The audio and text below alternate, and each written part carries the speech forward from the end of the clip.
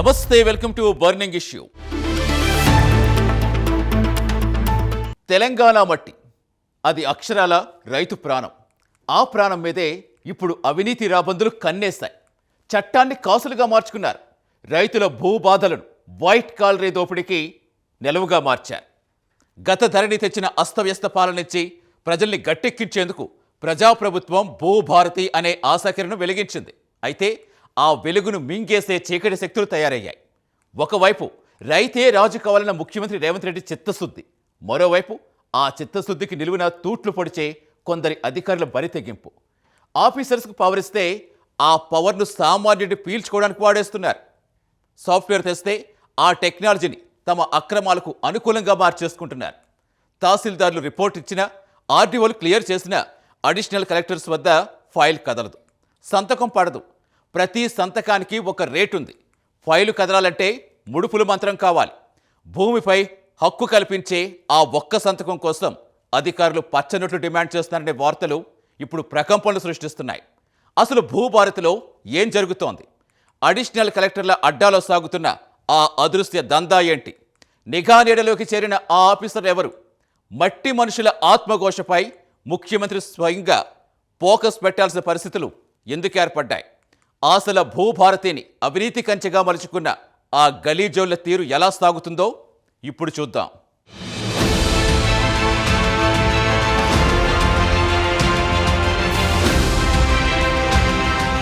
తెలంగాణ నేల అది కేవలం మట్టి కాదు, కోట్లాది మంది రైతుల ప్రాణం.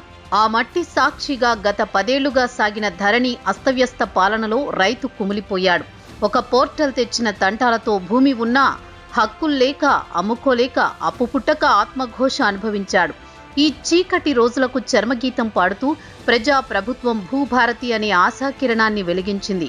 రైతే రాజు కావాలని, భూ రికార్డుల్లో పారదర్శకత రావాలని ముఖ్యమంత్రి రేవంత్ రెడ్డి ఒక సంకల్పంతో ఈ వ్యవస్థను ప్రక్షాళన చేసే బాధ్యతను అధికారుల చేతుల్లో పెట్టారు. కానీ కొందరు అధికారులు ఆ పవర్ను ప్రజాసేవ కోసం కాకుండా తమ జేబులు నింపుకోవడానికి వాడుకుంటుంటే ఆ ఆశల దీపం ఇప్పుడు అవినీతి సుడిగుండంలో చిక్కుకుంది.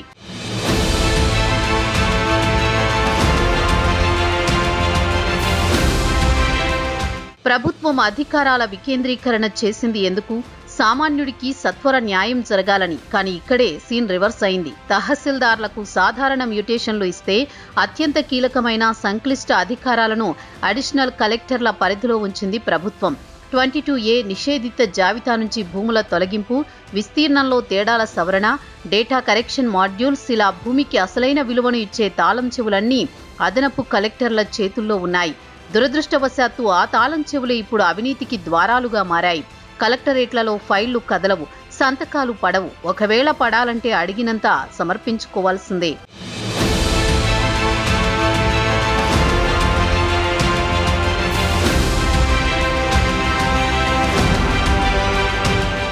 అన్నీ సక్రమంగా ఉన్నా, డాక్యుమెంట్లు పక్కాగా ఉన్నా సార్ కలవమంటున్నారు అనే ఒకే ఒక్క మాట రైతు గుండెల్లో రైళ్లు పరిగెత్తిస్తోంది. అక్కడ కలవడం అంటే కష్టాలు చెప్పుకోవడం కాదు, కట్టలు అప్పజెప్పడం. అడిషనల్ కలెక్టర్ల లాగిన్లోకి ఫైల్ వచ్చిందంటే అది బంగారు గుడ్లు పెట్టే బాతులా మారుతోంది.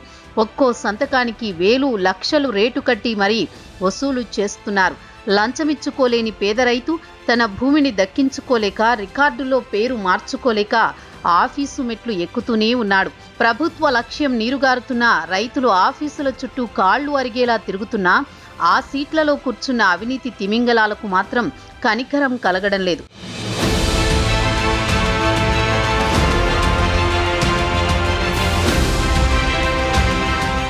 ముఖ్యంగా హైదరాబాదును ఆనుకొని ఉన్న రంగారెడ్డి, మేడ్చల్, మల్కాజ్గిరి, సంగారెడ్డి వంటి జిల్లాల్లో భూమి గజం లక్షలు పలుకుతోంది. ఇక్కడ ఒక చిన్న కరెక్షన్ జరిగితే ఆ భూమి విలువ కోట్లలోకి చేరుతుంది. ఈ రియల్ పై కన్నేసిన కొందరు అధికారులు పక్కా స్కెచ్ వేస్తున్నారు. క్షేత్రస్థాయిలో తహసీల్దార్లు, ఆర్డీఓలు రిపోర్టులు ఇచ్చినా అదనపు కలెక్టర్లు మాత్రం ఏదో ఒక చిన్న సాకు చూపి క్వరీ పేరుతో ఫైల్ను పక్కన పడేస్తున్నారు.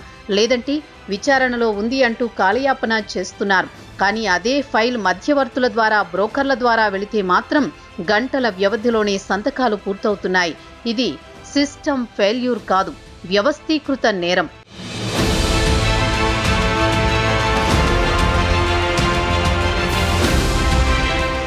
22A ఈ సెక్షన్ పేరు వింటేనే భూ యజమానులు వణికిపోతున్నారు.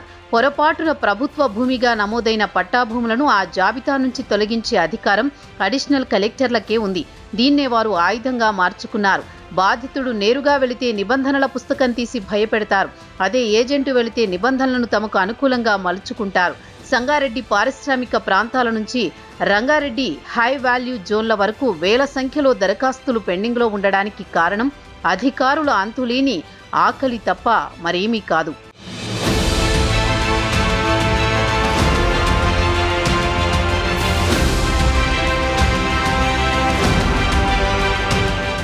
కలెక్టరేట్లలో అధికారుల కంటే ప్రైవేటు ఏజెంట్ల హవానే ఎక్కువగా నడుస్తోంది.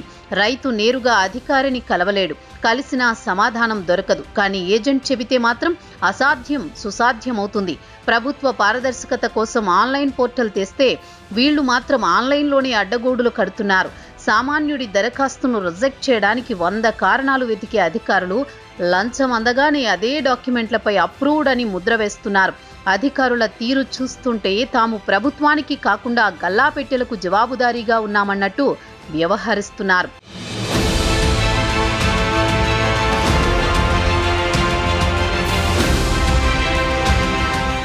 సాంకేతికత అంటే సామాన్యుడికి రక్షణ కవచం కావాలి. కానీ అక్కడ అది అవినీతి పరులకు అస్త్రంగా మారింది. భూభారతి పోర్టల్లో ఉన్న కొన్ని టెక్నికల్ గ్లిచెస్ అధికారులకు వరంగా మారాయి. డాక్యుమెంట్లు అప్లోడ్ చేసినా సర్వర్ డౌన్ అనడం, లేదా చిన్న పొరపాటును భూతద్దంలో చూపి టెక్నికల్ రిజెక్షన్ చేయడం పరిపాటిగా మారింది. డిజిటల్ సంతకం కోసం నిరీక్షణ ఒక ప్రహసనంగా మారింది. టెక్నాలజీ ముసుగులో జరుగుతున్న ఈ దోబూచులాట వెనుక బాధితుణ్ణి లొంగదీసుకునే పక్కా వ్యూహం దాగి ఉంది. సాఫ్ట్వేర్ పారదర్శకతను పెంచాల్సింది పోయి అధికారుల చేతిలో బాధితులను బలుపశువులను చేస్తోంది.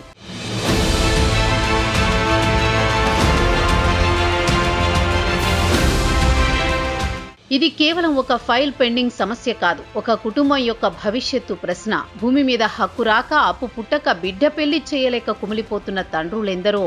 అత్యవసర వైద్యం కోసం భూమిని అమ్ముకుందామంటే రికార్డుల్లో పేరు మారదు. అడిషనల్ కలెక్టర్ దగ్గర ఫైల్ కదలదు. అధికారుల టేబుల్ మీద ఉన్న ఒక్కో ఫైల్ వెనుక ఒక కన్నీటి గాథ ఉంది. వారి ఆలస్యం ఒక విద్యార్థి ఉన్నత చదువును ఆపేస్తోంది. ఒక రోగి ప్రాణాన్ని గాలిలో కలిపేస్తోంది. సంతకం కోసం వేచి చూసే ప్రతి క్షణం ఒక నిరుపేద రైతు గుండెల్లో ఆవేదన సెగలు కక్కుతోంది.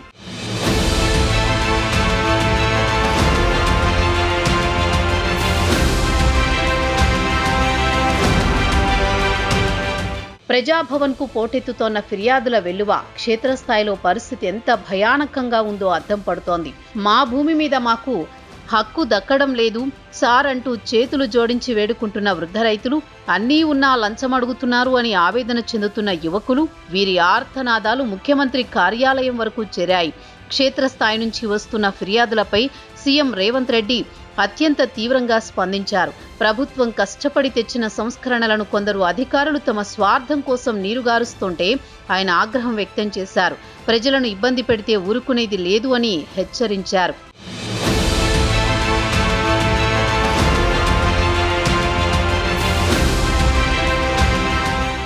అవినీతి చేస్తే ఎంతటి వారైనా కటకటాల వెనక్కి వెళ్లాల్సిందే అని ఇటీవల ఘటనలు నిరూపిస్తున్నాయి. గతంలో రంగారెడ్డి జిల్లా అడిషనల్ కలెక్టర్ ఏసీబీకి దొరకడం, తాజాగా హనుమకొండ అడిషనల్ కలెక్టర్ పట్టుబడడం కలకలం రేపింది. ఈ స్థాయిలో అవినీతి వేళ్లూనుకుపోయిందంటే పరిస్థితి ఎంత తీవ్రంగా ఉందో అర్థం చేసుకోవచ్చు.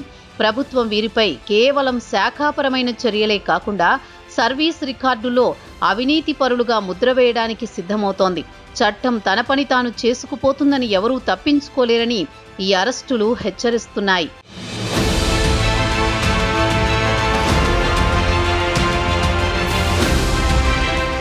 ఇకపై అధికారుల ఆకతాయితనానికి అడ్డుకట్ట వేయడానికి ప్రభుత్వం కొత్త అస్త్రాన్ని సిద్ధం చేస్తోంది. అదే రియల్ టైమ్ మానిటరింగ్ సిస్టమ్. ఏ అధికారి వద్ద ఫైల్ ఎన్ని రోజులు ఉంది, ఎందుకు పెండింగ్లో పెడుతున్నారు, తిరస్కరిస్తే దానికి గల కారణాలేంటి, ఇవన్నీ ఇప్పుడు ఉన్నతాధికారుల కళ్ల ముందే ఉంటాయి. సామాన్యుడి దరఖాస్తును అన్యాయంగా తోసేస్తే ఆ అధికారి సమాధానం చెప్పుకోవాల్సిందే. సిస్టంలో పారదర్శకత తేవడమే ఈ గ్రీవెన్స్ సెల్ ముఖ్య ఉద్దేశం. పెండింగ్ ఫైళ్లను ఆడిట్ మొదలైంది. నిర్లక్ష్యంగా వహిస్తే నేరుగా జైలుకే అని ప్రభుత్వం సంకేతాలిచ్చింది.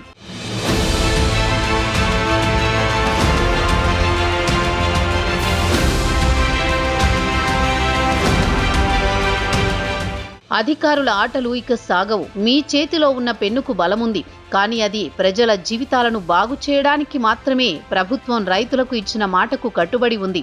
కానీ మధ్యలో ఉన్న కొందరు అధికారులు అడ్డుగోడలైతే ఆ గోడలను బద్దలు కొట్టడానికి ప్రభుత్వం వెనుకాడదు. భూభారతి అంటే కేవలం భూముల లెక్క కాదు, అది రైతుల నమ్మకం. ఆ నమ్మకాన్ని వమ్ము చేస్తే ఏ అధికారిని కూడా క్షమించే ప్రసక్తే లేదు. రైతు కన్నీరు పడకూడదు. రాజ్యంలో న్యాయం జరగాలి. భూభారతి లక్ష్యం నెరవేరాలి. అవినీతి రహిత తెలంగాణ సాకారం కావాలి.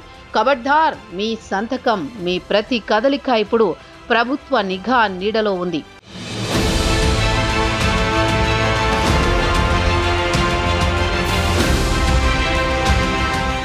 నేటి ప్రభుత్వ పాలనా శైలిలో మార్పు స్పష్టంగా కనిపిస్తోంది. గత పాలకుల హయాంలో ధరణి తెచ్చిన అస్తవ్యస్త పరిస్థితులు, సామాన్యుడు పడ్డ అగచాట్లు అన్నీ ఇన్ని కావు.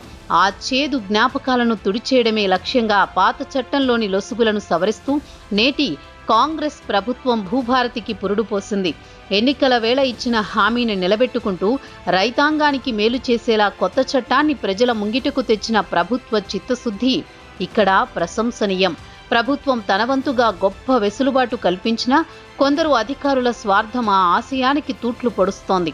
అందుకే తాము ఆశించిన మార్పు రావడం లేదని బాధితులు నేరుగా ముఖ్యమంత్రి కార్యాలయానికి ఫిర్యాదుల వెల్లువ పంపిస్తున్నారు. ప్రజాక్షేత్రం నుంచి వస్తున్న ఈ ఆర్తనాదాలే ఇప్పుడు ప్రభుత్వం సీరియస్ అయ్యేలా చేశాయి. పాలకుల లక్ష్యం పవిత్రమైనదే కావచ్చు, కానీ ఆ లక్ష్యాన్ని నీరుగారుస్తున్న అక్రమార్కులకిప్పుడు భూభారతి సాక్షిగా చరమగీతం పడాల్సిన సమయం ఆసన్నమైంది.